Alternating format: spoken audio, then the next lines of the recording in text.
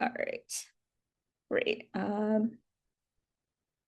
Okay, so it doesn't love the like presentation format, so I'm just gonna keep it like this if that's all right. I think that's probably the best I can do. Okay, awesome.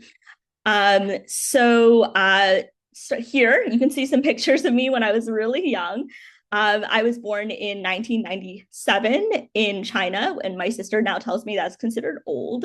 She is like mid Gen Z, but it was 1997 China. I was the first child for my parents, and it's crazy to think they were only about a year older than I am now when they first had me. So almost immediately when I was born, my parents knew something was different.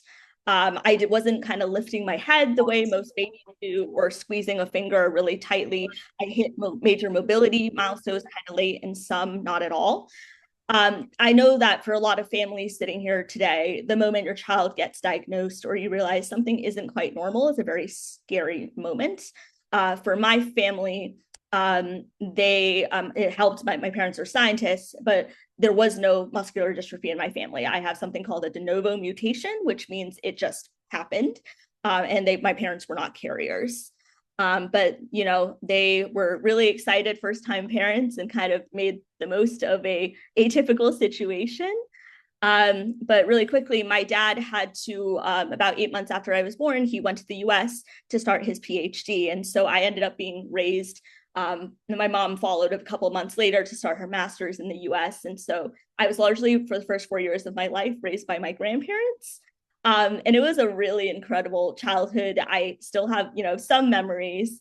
And their community of older folks really rallied together and really taught me the importance of confidence. And I would sing these songs in the community, and everyone would come and listen. And I think, you know, for a young child, that just teaches you that, you know, people do care what you have to say. I credit, I think, a lot of who I am today to my grandparents, and kind of instilling those confidence from a young age. So I immigrated to the US when I was about 4, when my parents were kind of further into their degrees, specifically grew up in Boston. There's this picture of me and my dad and mom at my dad's PhD graduation. And here, there's a photo of me here touching the John Harvard statue. And that will come back later. I cannot underemphasize the impact my parents had on my life. They are truly the best role models. My mom is like my moral compass, and my dad, who is a professor studying the biology of brain cancer, is kind of my career role model and influences everything from how I lead to how I treat people and to really have my passion in my work. My parents, I think, for the best thing they did when I was young, they did a lot of things right, but the best thing they did was they never lowered their expectations for what I could achieve with collagen 6 MD. They just kind of adjusted the expectations, but they kind of still said, you know, A's are expected and they're not a plus. And so here you can see I had a really idyllic childhood. My sister was born when I was 6, and had a lot of friends growing up. Here, it's funny because I'm still really good friends with a lot of people in this photo, and this was for my 10th birthday. And I also went to Muscular MDA summer camp, which is in the US summer camp for kids with muscular dystrophy. It's completely free, run by volunteers, and it's absolutely incredible and just a wonderful community of folks who really understand the muscular dystrophy experience. I moved to Long Island in 8th grade for high school. And so I did really well in kind of Model UN, speech and debate works. I developed a lifelong love of public policy, which really affects us all in high school. But more importantly, I made really close lifelong friends. This is a picture of us at 17, and this is a picture of us at my wedding, like 8 years later. I am still really close with, I invited 26 people to my wedding from high school, and they all came, which I've been told is kind of a rarity. A lot of my friends are here today on this call. They're the absolute best. They call restaurants to check that they're accessible for me, wheelchair accessible before we go out. They help me with, bathroom stuff. They're just truly the best and my biggest cheerleaders. And I'm so, so grateful for them. So when I was 17 in March 2015, my life absolutely changed one day when I was shockingly admitted to Harvard College. The rest of my senior year was kind of a blur. One of my close friends, Kelly, immediately, I just screamed, I got in. And she rushed to my house 20 minutes later with balloons. My best friend, Winnie, made me a Harvard featured cookie. And it was just such an absolute shock that, they admitted little old me. And so, life kind of just went on really quickly after that. I moved to Boston that fall and dormed on a really old campus and not the most accessible, but it had the most incredible 4 years. I specifically studied government and economics, but I took courses around math, European history, history of protest, gender studies, psychology, the works. And most importantly, I met incredible friends, some of whom are on this call today, and mentors who totally changed the trajectory of my life and taught me kind of what was a lot of the values I have now. And senior year, unexpectedly, I wasn't looking for a long-term relationship, but I ended up meeting a guy who now is my husband. And this was taken, I think both of these photos were taken individually shortly before we met. So I want you to really see how young we were. I was 21 and he was barely 22. And this is the first photo ever that was taken of us. And it's crazy because now I feel like we look so young in these, we look like babies. But he is truly he's on this call, but speaking from the heart, he's truly the best partner a person could ask for. We have so much fun together. He is my best friend. We have traveled the world together, gone through all types of different life changes, new jobs, new grad school, deaths in the family, so much together, and interabled relationships where one person has a disability and the other is more physically normal, present different, new dynamics, but we've tackled all of those really well. And he is the first person, I think, for me, when I was a little girl, I wasn't sure, if, I could meet someone who would stick around through all these medical challenges. And he has absolutely been that person. So here you can see a picture of us dressed up as pandas. We do this at every Halloween. That's one, and the middle is a photo from our engagement shoot. That's our dog. His name is Dumpling, or one of our dogs. And the last is a photo from our wedding. And more importantly, I think when you get married, you really blend your families. And I got the best second family someone could hope for. I'm extremely close with my mother-in-law, my sister-in-law, my brother-in-law.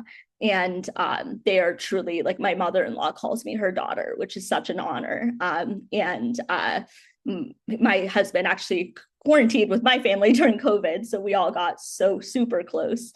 And truly, they are such an incredible support system. And so in terms of career, right after undergrad, I ended up doing a stint at JP Morgan, sales and trading, an incredible place to start your career, learn so much about business and leadership and how to do the right thing when it's tough.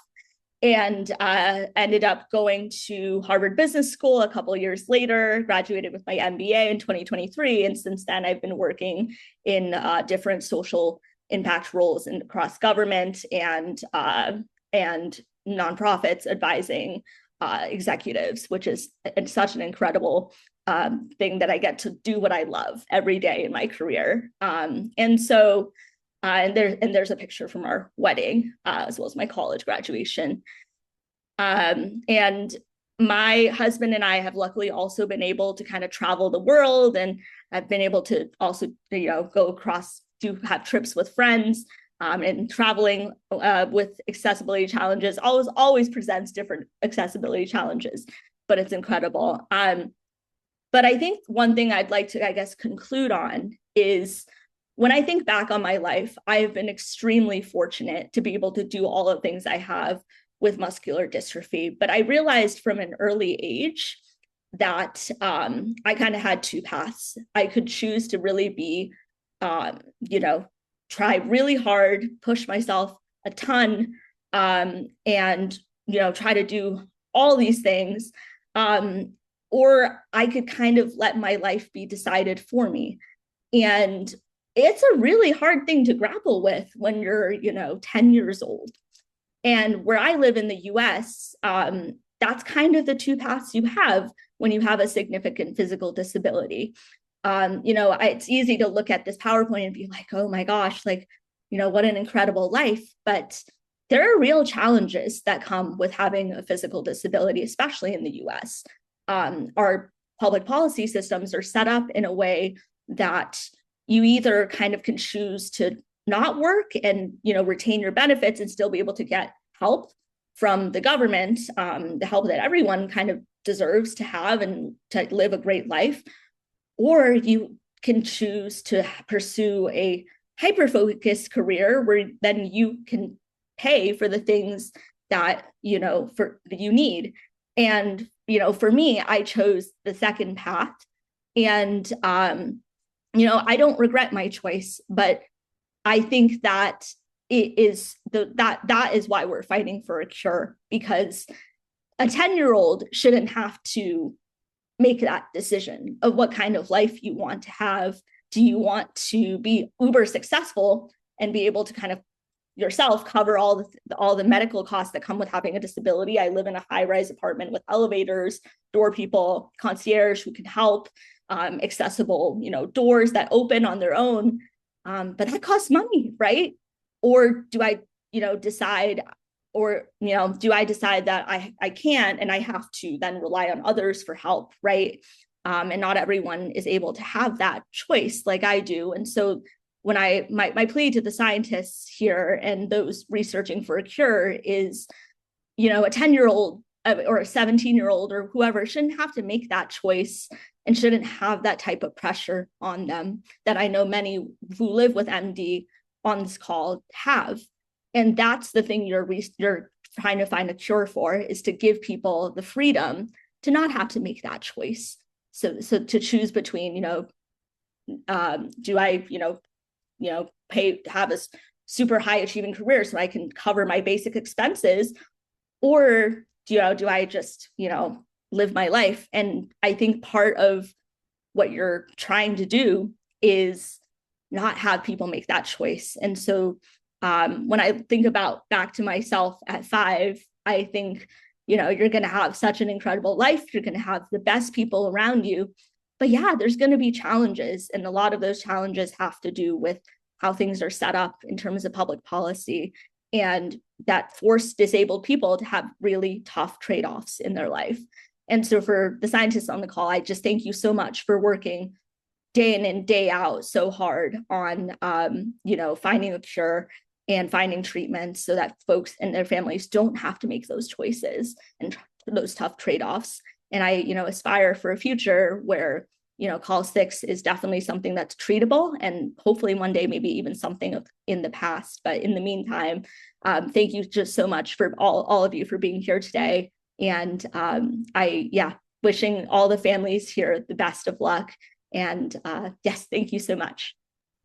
Thank you so much, Caroline, for sharing your experiences with us today. It's so fulfilling to see a fellow Call Sixer achieving so many phenomenal things in their life, and you're just getting started, obviously. So we're so excited to see what you do next.